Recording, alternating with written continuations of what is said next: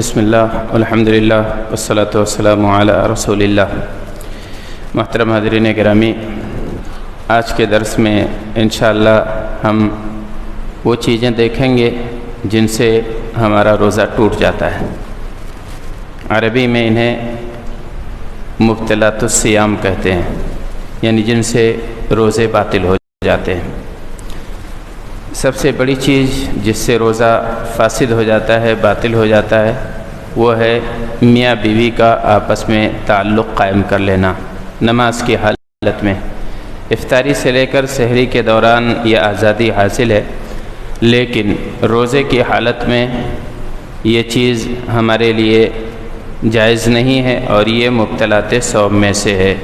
اگر کسی سے یہ غلطی ہو جاتی ہے جان بوجھ کر، تو ایسی صورت میں اسے کفارہ دینا ہوگا۔ کفارہ کیا ہے؟ کفارہ ہے عتق رقبۃ مؤمنہ، یا تو ایک غلام آزاد کرے۔ غلام آزاد کرنا ظاہر ہے یہ چیز آج ہمارے سماج میں نہیں ہے اور ہماری دسترس میں بھی نہیں ہے، ہم یہ کام تو نہیں کر سکتے۔ لیکن دوسرا یہ ہے کہ صیام شہرین متتابعین، لگاتار 2 مہینے روزے رکھنے ہیں۔ ایک مہینہ یا 1 مہینے کا روزہ کتنا گراں گزرتا ہے۔ اگر آپ سے ایک روزہ باطل ہو جاتا ہے آپ کے اس عمل کی وجہ سے یا آپ کی اس حرکت کی وجہ سے، تو ایسی صورت میں آپ کو لگاتار 2 مہینے روزہ رکھنا ہے۔ لگاتار 2 مہینے کا مطلب یہ ہوا کہ آپ کسی بھی دن 60 دن کے اندر کوئی بھی دن ناگا نہیں کر سکتے ہیں بغیر کسی شرعی عذر کے۔ شرعی عذر یہ ہے کہ بیچ میں عید آ جائے یا وہ ایام آ جائیں جن میں اللہ کے رسول صلی اللہ علیہ وسلم نے روزہ رکھنے سے منع کیا ہے، تب یہ شرعی عذر ہے۔ ورنہ آپ کو لگاتار 2 مہینے تک یعنی 60 دن تک روزہ رکھنا ہے بطور کفارہ۔ یا اگر اس کی استطاعت کسی کو نہیں ہے تب ایسی صورت میں 60 مسکینوں کو کھانا کھلانا ہے۔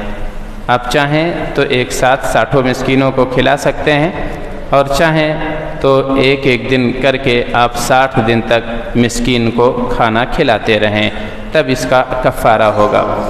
اب ظاہر ہے جو 2 چیزیں ہیں ہمارے درمیان، یعنی 2 مہینے کا یا تو لگاتار آپ روزہ رکھیے یا تو 60 مسکینوں کو کھانا کھلائیے، تو ظاہر ہے یہ تیسرا آپشن یہ آسان ہے، خاص طور سے پیسے والوں کے لیے، مالداروں کے لیے۔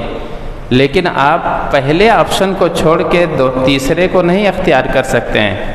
اگر آپ کے اندر طاقت ہے، اگر استطاعت ہے، اور پھر وہی غلطی نہیں کر بیٹھیں گے، اپنے آپ کو سنبھال سکتے ہیں، تو ایسی صورت میں آپ کو لگاتار 2 مہینے کا روزہ رکھنا ہوگا۔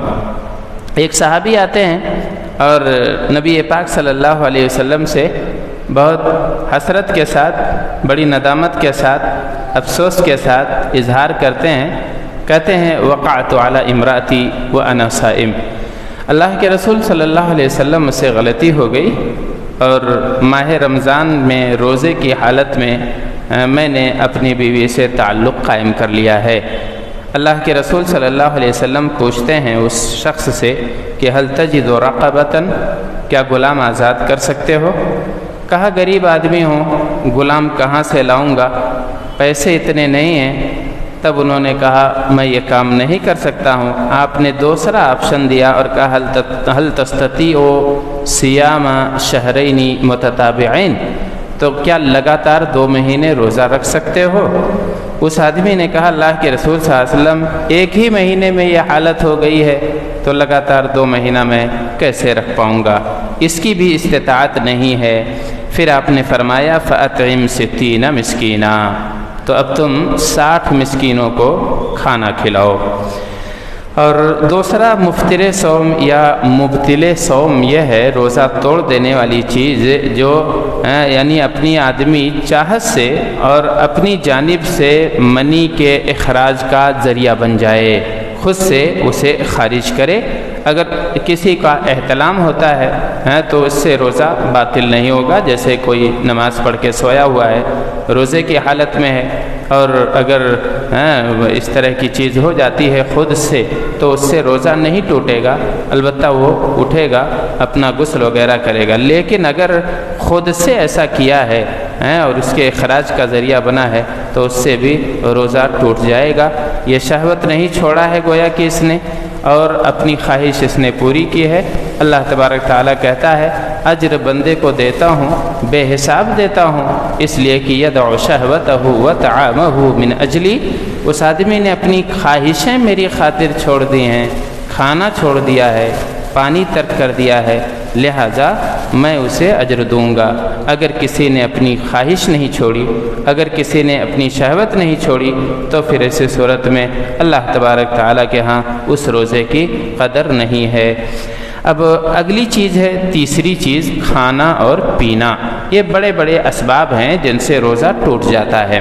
کھانا اور پینا، فمن اکل او شرب مختارا ذاکرا لصومہ، اگر کسی نے کھانا کھا لیا ہے یا کسی نے پانی پی لیا ہے اور یادداشت اس کی باقی ہے، ہوش و حواس میں ہے اور مختار ہے، یعنی اسے آزادی ہے، زبردستی لوگ پکڑ کے اسے نہیں کھلا رہے ہیں اور مار اور ڈرا کے دھمکا کے اسے نہیں پلا رہے ہیں، بلکہ وہ اپنی چاہت سے پی رہا ہے، اپنی خواہش سے، اپنی مرضی سے کھا رہا ہے، تو ایسی صورت، اور یاد ہے اسے، جان بوجھ کر بھولا نہیں ہے، تو پھر روزہ ٹوٹ جائے گا۔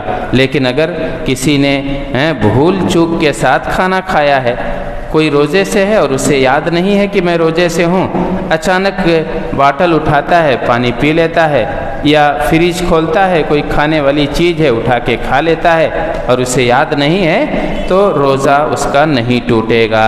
اللہ کے رسول صلی اللہ علیہ وسلم کہتے ہیں من اکل ناسیا وهو صائم فلیتم صومہ فانما اطعمہ اللہ وسقاہ، کہ اگر کسی نے کھانا کھا لیا ہے، یہ روایت صحیح بخاری کی ہے، کہ اگر کسی نے بھول چوک کے کھانا کھا لیا ہے یا بھول کے پانی پی لیا ہے تو اپنا روزہ توڑے نہیں، بلکہ اپنا روزہ مکمل کرے اس دن کا، بھلے کھا لیا ہے، بھلے پی لیا ہے، لیکن غلطی سے ہوا ہے، بھول کے ایسا کیا ہے، اللہ تبارک تعالیٰ اس بھول چوک کو معاف فرمائے گا۔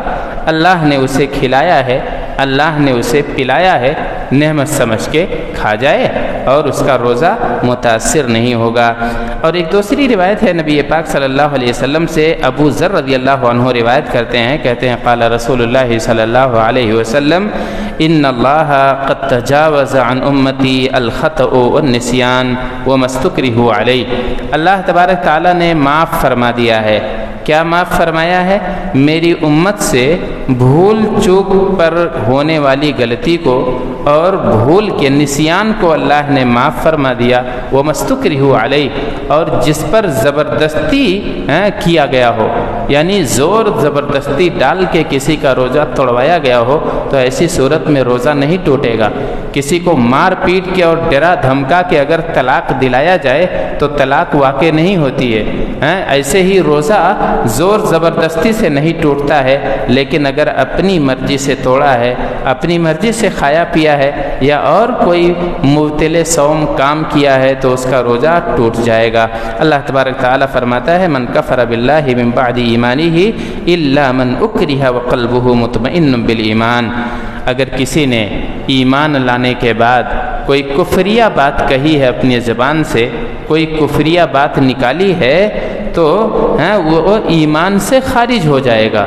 الا من اکرہ وقلبہ مطمئن بالایمان، سوائے اس کے جس کو مجبور کر دیا گیا ہو اور دل اس کا مطمئن ہو ایمان پر، تو وہ ایمان دائرے ایمان سے خارج نہیں ہوگا، گرچہ زبان سے اس نے کفریہ بات کہی ہو، گرچہ کوئی کفریہ نعرہ زبان سے لگایا ہو، لیکن اس نے اپنی مرضی سے نہ کیا ہو، بلکہ اس پر زبردستی کیا گیا ہو، اسے ڈرایا اور دھمکایا گیا ہو، تب جب کفریہ بات کہنے سے آدمی کفر میں داخل نہیں ہوگا، اگر زبردستی کی گئی ہے تو ایسے ہی اس کا روزہ بھی نہیں ٹوٹے گا اگر اس پر زور اور زبردستی کیا گیا ہو۔ اللہ تعالیٰ سے دعا ہے کہ اللہ تعالیٰ ہمیں مبتلات صوم سے محفوظ رکھے اور اس ماہ مبارک سے بھرپور فائدہ اٹھانے کی توفیق بخشے، آمین۔ السلام علیکم ورحمۃ اللہ۔